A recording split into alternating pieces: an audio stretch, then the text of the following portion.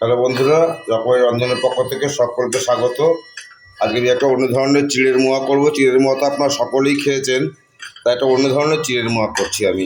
তাই জন্য দেখুন, আমি চিড়েটাকে শুকনো কড়াইতে চিড়েটাকে ভেজে দিচ্ছি। খুব লাল করে ভেজে নিতে হবে, যেন এরকম চাপ দিলে ভেঙে যায় এরকম করে করতে। এখন মানে হয়নি জিনিসটা, মিনিট 3-4 চিড়েটা ভাজলেই হয়ে যাবে জিনিসটা।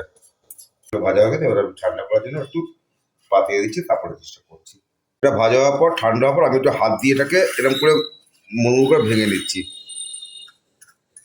একদম দেখুন, এটাকে মিহি মানে পুরো মিহি না, দানা দানা থাকবে এরকম করে। দেখুন আমি হাত দিয়ে এটা গুঁড়িয়ে নিচ্ছি, আর কিচ্ছু না, পুরো হাত দিয়ে জিনিসটাকে গুঁড়িয়ে নিতে হবে। দেখুন তো, কড়াইতে আমি এই এক বাটি মাপে চিনি নিয়েছি। কড়াইতে যে চিনি নিয়েছি, এবার এর হাফ বাটি মাপে আমি জল দেবো। এই যে হাফ বাটি মাপে জল দিলাম। এবার আমি গ্যাসটা আবার জ্বালিয়ে দেবো। চিনিটা গলা পর্যন্ত আমি জিনিসটা ওয়েট করবো। সাথে ব্যালেন্স আনার জন্য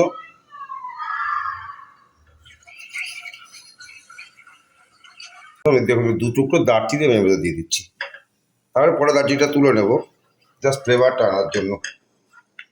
দারচিনিটা আমি উঠিয়ে নিচ্ছি এবার।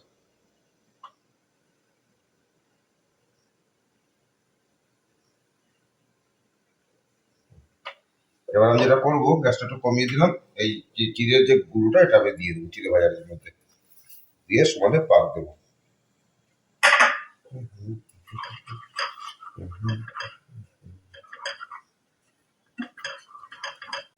সামান্য একটু ঘি দিয়ে দিলাম এর মধ্যে আমি।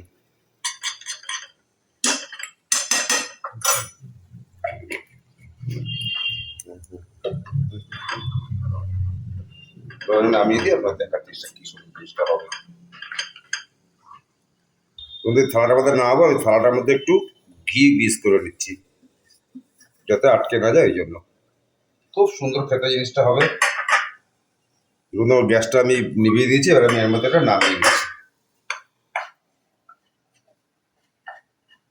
সুন্দর পাক হয়ে গেছে, এর মধ্যে নামিয়ে দিচ্ছি এবার আমি জিনিসটা।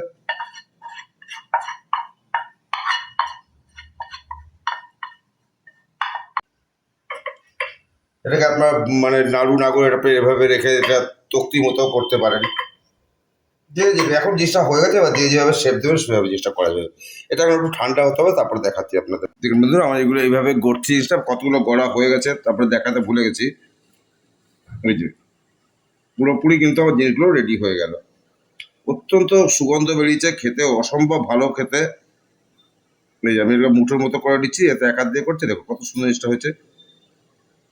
এবার সাইজটা আপনারা আপনাদের মতন করে নেবেন, যে যেভাবে সাইজ নেবেন সে সেভাবে করতে পারবেন।